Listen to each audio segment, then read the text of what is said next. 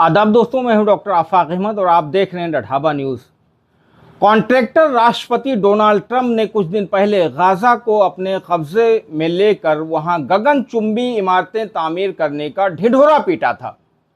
हैरत होती है कि एक मस्खरा सा राष्ट्रपति और उसका देश जो अपने आप को लोकतंत्र का सबसे बड़ा ठेकेदार और रक्षक कहता है, ऐसी अनाप शनाप बातें करता है। अब किया ही क्या जाए, जहां भी देखो वहीं ऐसे ऐसे नमूने सत्ता के शीर्ष पर बैठे हुए हैं और जनता इनकी ओछी हरकतों को भी खूब सराहती है, ढिढोरा पीटती है, ढोल नगाड़े पीटती है। हो भी क्यों ना, उसी जनता ने इन्हें चुनकर भेजा होता है। वो तो दाद देनी होगी कट्टर इरादों वाले जाबाज फिलिस्तीनी मुसलमानों की, जो फटे पुराने कपड़ों और चीथड़ों में खंडहरों में अपना घर तलाशते हुए गाज़ा लौटते नजर आए और साबित कर दिया कि अगर ऐसा ईमानी जज्बा हो तो इजराइल जैसे शैतानी ताकतें भी क्या कर सकती हैं, कुछ नहीं बिगाड़ सकती हैं। बहरहाल, गाज़ा पट्टी के अस्पतालों में बीते 24 घंटे में इजरायली हवाई हमले में मारे गए 51 फिलिस्तीनियों के शव पहुंचे। स्थानीय स्वास्थ्य मंत्रालय ने यह जानकारी दी है। इसके साथ ही 18 महीने से जारी इजराइल हमास युद्ध में फिलिस्तीनी मृतकों की संख्या बढ़कर लगभग 53,000 हो गई है। ध्यान रहे कि ये आंकड़े वो हैं जिन्हें बताया गया है, वरना मरने वालों की तादाद इसकी 2 गुनी भी हो सकती है, क्योंकि युद्ध के दौरान आमतौर पर मरने वालों की संख्या को छिपाया जाता है। इजराइल ने 18 मार्च को अचानक हमास पर बमबारी कर संघर्ष विराम तोड़ दिया था और तब से लगातार हवाई हमले कर रहा है। जमीनी सैनिकों ने एक बफर जोन का विस्तार किया है और अब गाज़ा क्षेत्र के लगभग 50% हिस्से पर नियंत्रण कर लिया है। इजराइल ने गाज़ा के 20 लाख निवासियों के लिए सभी आपूर्ति मार्ग भी बंद कर दिए हैं, जिसमें भोजन और दवाइयां शामिल हैं, और ये बंदी करीब 60 दिनों से जारी है। राहत संगठनों ने चेतावनी दी है कि आपूर्ति खत्म हो रही है और हजारों के हजार बच्चे कुपोषण का शिकार हो रहे हैं। गाज़ा के दक्षिणी शहर खान यूनिस में हुए ताज़ा इजरायली हमले में 12 और लोगों की मौत हुई है। इनमें 3 बच्चे और 2 महिलाएं भी शामिल हैं। वहीं मध्य शहर डेर अल बलाह में हमले में 4 लोगों की मौत हुई। इजरायली अधिकारियों का कहना है कि ये आक्रामकता और कड़े नाकेबंदी का मकसद हमास पर दबाव बनाना है, ताकि वो 7 अक्टूबर 2023 के हमले में अगवा किए गए बंधकों को रिहा करे। प्रधानमंत्री बेंजामिन नेतन्याहू ने कहा है कि जब तक हमास का पूरी तरह सफाया नहीं हो जाता या बंधक रिहा नहीं कर दिए जाते, तब तक युद्ध जारी रहेगा। हमास ने संकेत दिया है कि वो 59 बंधकों को, जिनमें से 24 के जीवित होने का अनुमान है, उन्हें फिलिस्तीनी कैदियों की रिहाई, अस्थायी संघर्ष विराम और गाज़ा से इजरायली सेना की पूर्ण वापसी के बदले छोड़ सकता है। ये वही मांगे हैं जो जनवरी में हुए असफल संघर्ष विराम में रखी गई थी। गाज़ा स्वास्थ्य मंत्रालय का कहना है कि फिलिस्तीनी मृतकों में महिलाएं और बच्चे बड़ी संख्या में शामिल हैं, लेकिन ये स्पष्ट नहीं है कि कितने लोग आम नागरिक थे और कितने लड़ाके। मंत्रालय ने यह भी बताया कि अब तक 1,17,600 लोग घायल हो चुके हैं। युद्ध के दौरान अब तक कुल 2,151 इजरायली मारे गए हैं और 5,598 घायल हुए।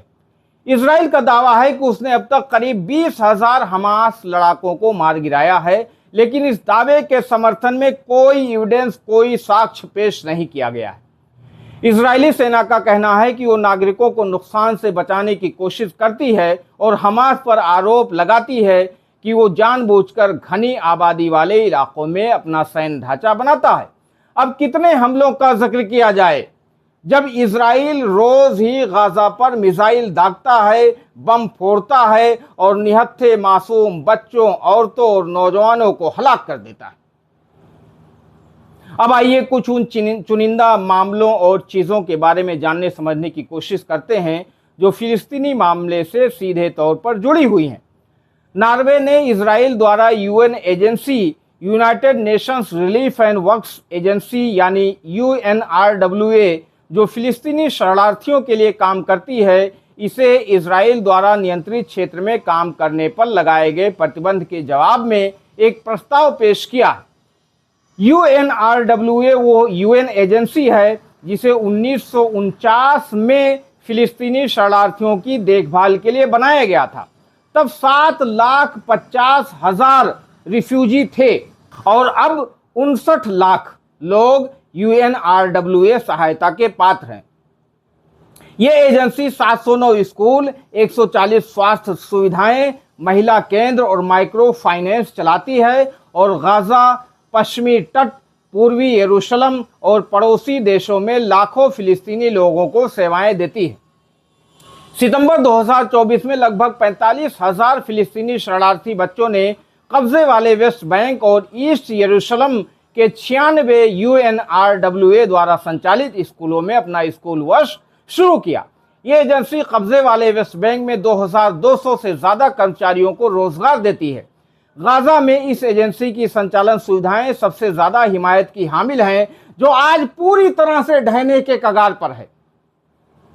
इजराइल द्वारा फिलिस्तीनी मुसलमानों का कत्लेआम एक दास्तान भर है, वरना कितने ही भारी भरकम शब्द तलाश कर लो, कितना ही कह सुन लो, फिलिस्तीनियों का जो दर्द है, तकलीफ है, पीड़ा है, उसका रत्ती भर भी हम महसूस नहीं कर सकते।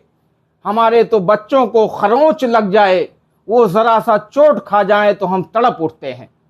लेकिन फिलिस्तीन में रोज माएं अपने दूध पीते मासूम बच्चों को गोदी में थामे दिखती हैं, जो जिंदा नहीं होते, मर चुके होते हैं। हम तो 2 वक्त की रोटी सुकून से तोड़ते हैं और उन्हें पीने का पानी भी मैसर तब होता है जब कोई टैंकर पहुंचता है या पानी की बोतलें, जिस पर भी अक्सर ही शैतान इजराइल अंकुश लगाता रहता है। कोई रोजे कैसे रखता, जरा महसूस करें, और ईद कैसे मनाता, नमाजे तरावी कैसे पढ़ता, लेकिन इन्हीं खंडारों के बीच ये सब करते नजर आए ये फिलिस्तीनी मुसलमान। वरना UAE, दुबई और सऊदी अरब, कतर, बहरीन में तो मुफ्त में इफ्तार कराई गई और धमा चौकड़ी में ईद मनाई गई। लेकिन जो दर्द है, जो टीस है, जो तड़प है, जो कसक है, जो हुक है और जो दिल का लहू बोलता है इन फिलिस्तीनियों का, इसका सिला शायद दुनिया में मिलने के लिए नहीं है। इनकी तकदीर का रहनुमा अल्लाह है और वही जानता है कि इनके हक में क्या लिखा गया है। Stockholm International Peace Research Institute यानी SIPRI का कहना है कि वैश्विक सैन्य खर्च पिछले साल $2.72 ट्रिलियन तक पहुंच गया, जो कम से कम कोल्ड वॉर के अंत के बाद से सबसे तेज वर्ष दर वर्ष वृद्धि है। इजराइल का सैन्य खर्च 2024 में $46.5 बिलियन तक पहुंच गया, जो 2023 की तुलना में 65 यानी 65% अधिक है। और सिप्री यानी SIPRI के अनुसार 1967 के 6 दिवसीय युद्ध के बाद से यह सबसे तेज वार्षिक वृद्धि है। सिप्री ने यह भी बताया कि इजराइल का सैन्य बोझ GDP के 8.8% तक बढ़ गया, जो दुनिया में दूसरा सबसे ऊंचा है। वफा की रिपोर्ट के मुताबिक इजरायली सेटलर्स ने एक बार फिर से कब्जे वाले पूर्वी यरूशलेम में अल अक्सा मस्जिद परिसर में इजरायली पुलिस की सुरक्षा में घुसपैठ की। विश्वस्त खबरों के अनुसार सेटलर्स जो कब्जे वाले वेस्ट बैंक और ईस्ट यरूशलेम में निजी फिलिस्तीनी जमीन पर अवैध रूप से इजरायली नागरिक हैं, इन्हें परिसर में घुसने के बाद तालमुदी प्रेयर करते देखा गया। अल अक्सा मुसलमानों का तीसरा सबसे पवित्र स्थल है, जो यहूदी लोगों के प्रेयर के लिए खुला नहीं है और लंबे समय से यथास्थिति यानी स्टेटस क्वो में है। तब भी हाल के वर्षों में इजरायली सेटलर्स और ऑफिसर्स द्वारा नियमों की खुल्लम खुल्ला खिलाफ वर्जी करते हुए यहां घुसपैठ किया गया और यहां तालमुदी प्रेयर्स कराया गया। गाजा के लोगों के हिस्से में आ रहा है मौत, चोट, विस्थापन, अंगों का कटना, अलगाव गुम होना, भुखमरी और बड़े पैमाने पर मदद से इनकार, क्योंकि मदद करने वाली सारी संस्थाओं पर इजराइल नाकेबंदी करता है, धूनी रमा कर बैठ जाता है। सूत्रों के मुताबिक गाजा में 400 से ज्यादा सहायता कर्मी और 1000 से ज्यादा स्वास्थ्य कर्मी यानी हेल्थ केयर वर्कर्स मारे गए हैं, जिनमें से 36 रेड क्रॉस और रेड क्रिसेंट मूवमेंट से हैं। ये भयावहता और अमानवीकरण हमारा दशकों तक पीछा करेंगे। एक फिलिस्तीनी दूत ने अंतर्राष्ट्रीय न्यायालय यानी ICJ की सुनवाई के दौरान इजराइल पर मानवतावादी सहायता को युद्ध के हथियारों के रूप में इस्तेमाल करने का आरोप लगाया, क्योंकि गाजा इजरायली नाकेबंदी के कारण बड़े पैमाने पर भुखमरी का सामना कर रहा है। बाकी वेस्ट बैंक के अवैध इजरायली सेटलर्स तो रोज फिलिस्तीनियों की जिंदगी जहन्नम बनाते रहते हैं, उन्हें यहां भी सुकून से जीने नहीं देते। अब गाहे बगाहे यहूदी तालमुदी प्रेयर के लिए अल अक्सा मस्जिद में भी अवैध घुसपैठ करते देखे जा सकते हैं, और ऐसा लग रहा है कि दुनिया का मुसलमान अल अक्सा मस्जिद की शहादत का ही इंतजार कर रहा है, जो अपने होठों को सिल कर बैठा है और कुंभकर्णी नींद में सोया हुआ है।